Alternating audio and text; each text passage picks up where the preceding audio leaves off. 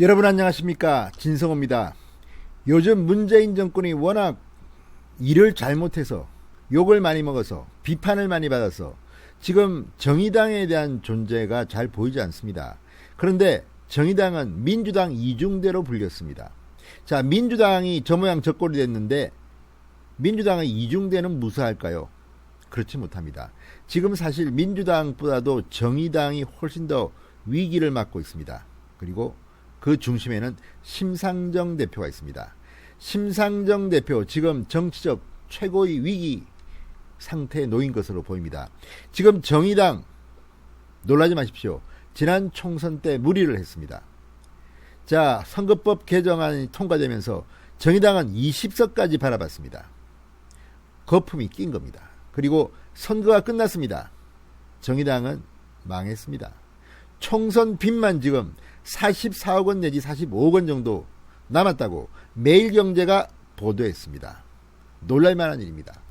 그렇지만 빚만 이렇게 40억 이상 남은 게 아닙니다. 정의당 존재 자체가 지금 흔들리고 있습니다. 박원순 서울시장 상가 빈소 방문 논란, 또 멀리 거슬러 올라가면 조국 사태 때 정의당이 보여준 애매한 태도, 정의당의 내분이 일기도 했습니다. 이번에도 마찬가지입니다. 정의당 당원들이 떨어져 나가고 내부 논쟁이 격화되고 있습니다. 자, 이런 과정에서 책임을 지고 심상정 대표는 조기 사퇴합니다. 결국 항복한 셈입니다. 9월 달에 전당대회를 열고 새로운 정의당 대표를 뽑을 것으로 전망됩니다. 임기도 못 채우고 총선 참패의 책임을 지고 심상정은 물러나게 됐습니다. 그런데 문제는 후임자도 그렇게 마땅치 않다는 그런 여론입니다. 눈에 띄는 주자가 보이지 않는다는 겁니다. 정의당 필요할 때는 정의를 외치다가 자신들의 이익을 위해서는 민주당에 붙었다가 이런 모습을 보였다는 비판을 그동안 받아왔습니다. 결국 산달이 났습니다. 이제 정의당은 아마도 창당 이후 최고의 위기가 아닌가 싶습니다.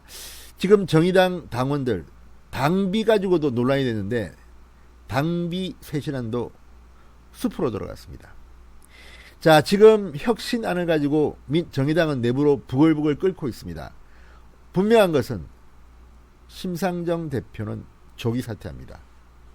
빚만 40억 이상 남았습니다. 이게 정의당의 모습입니다.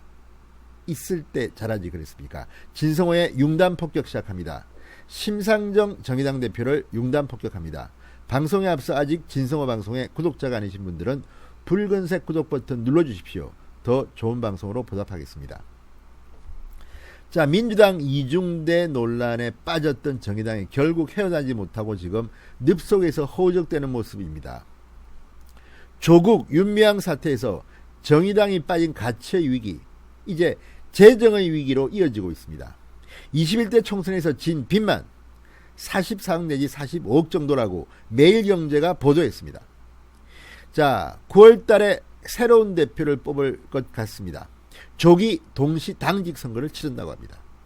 포스트 심상정도 잘 보이지 않는다고 매일경제는 분석합니다. 정의당 정말 위기에 빠진 것 같습니다. 필요할 때마다 민주당을 도와줬던 정의당, 그 결과가 바로 이렇게 나왔습니다. 사필 규정이라고나 할까요? 자, 매일경제의 취재에 따르면 지난 21대 총선은 정의당에게 44억 내지 45억 원의 부채를 남겼다, 이렇게 보도합니다.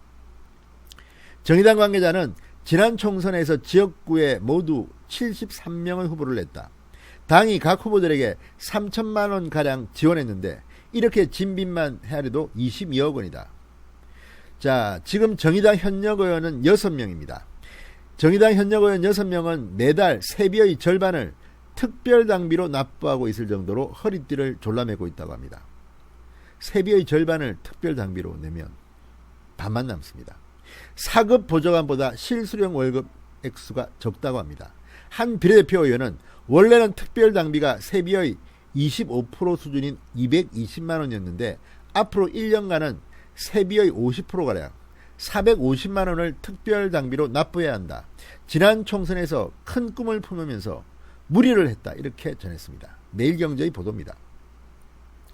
자, 원래 21대 총선 정의당은 이 준연동형 비례대표제가 통과되니까 꿈에 부풀었습니다. 20석까지 원내교섭단체 구성을 목표로 연동형 비례대표제 도입에 사활을 걸었습니다. 그러나 이게 사달이 났습니다. 민주당 협조를 구하기 위해서 조국 국면에서 침묵했습니다. 목소리를 제대로 내지 못했습니다. 청년들이 그렇게 분노했던 조국 사태, 정의당은 정의롭지 못했다는 비판을 들었습니다. 그래서 뒤통수를 맞은 겁니다. 미래통합당에 이어서 민주당도 비례위성정당을 만들었습니다. 정의당 그 순간 완전히 이 천길 낭떠러지로 추락한 그런 꼴이 되었습니다.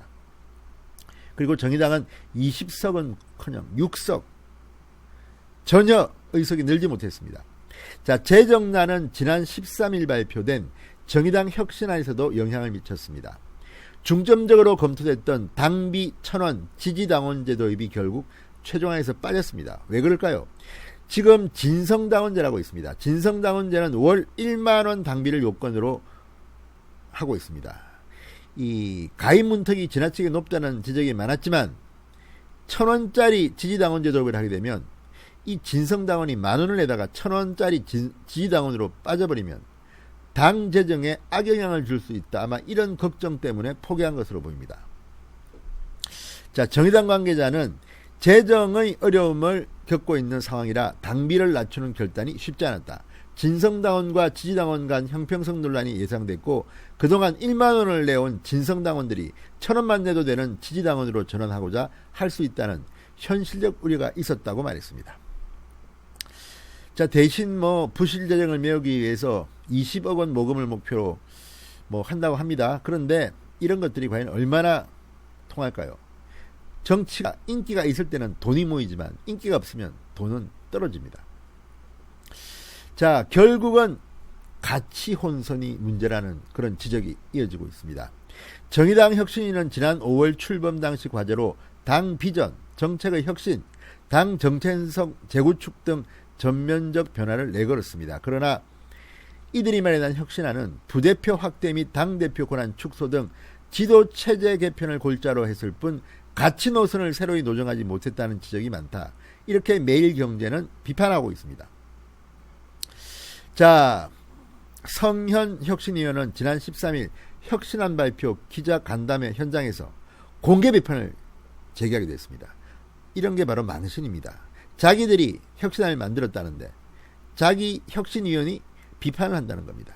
성현 혁신위원은 혁신위는 심상정 대표의 책임 면피형으로 만들어진 기획이다. 그 기획조차도 실패했다. 이렇게 말했습니다. 부대표 수가 5명이 아니라 3명이나 실패했고 강령 개정을 안 해서 실패했느냐. 당원들이 절망에 빠져 있어 혁신위를 출범시켰는데 해결 방안이 담기지 못했다. 이렇게 주장했습니다. 내부 분열도 있는 모양입니다. 자, 어쨌든 정의당은 가치의 혼란, 또 재정의 위기, 무엇보다도 존재감이 지금 별로 없는 것 같습니다. 이제 미래통합당은 엄청나게 반등하고 있습니다. 민주당의 지지율을 역전시킬 만큼 힘이 커졌습니다. 그러나 그 민주당이 폭망하면서 반사이익이 정의당으로는 가지 않았습니다. 정의당의 지지율은 그저 그렇습니다. 대신 미래통합당은 폭발적으로 지지율이 상승해서 지금 역전했다는 조사가 2개나 나왔습니다. 자, 어쨌든 정의당의 정체성은 분열을 거듭하고 있습니다. 장혜영, 류호정 의원의 고 박원순 서울시장 조문 거부로 집단 탈당 사태가 나오게 됐습니다. 그렇지만 원래 정의당의 고유의 가치를 계속 가져갔다면 지금처럼은 안 됐을 겁니다. 늘 이리 쏠리고 저리 쏠리고 눈치만 보다가 민주당 이중대로 그 의미가 퇴색됐다는 비판입니다. 자, 어쨌든 지금 당권 도전 후보자들도 그렇게 두각을 나타내는 후보가 없다고 합니다. 지금 심상정 노회찬 시대는 끝났는데 김종철 선임대변인, 김윤기 대전시당 위원장, 김종민 부대표, 박찬진 갑질건절 특별위원장, 배진교 원내대표, 여영국 전 정의당 의원, 고만고만합니다. 어쨌든 과연 정의당이 이 위기를 뚫고 나갈 수 있을 것인가? 또 결국 심상정이 오는 거 아닌가 싶습니다. 어쨌든 심상정 대표는 조기 사퇴합니다. 그리고 인생 최고의 정치적 위기를 맞은 것 같습니다. 진성호의 융단 폭격이었습니다. 여러분 감사합니다.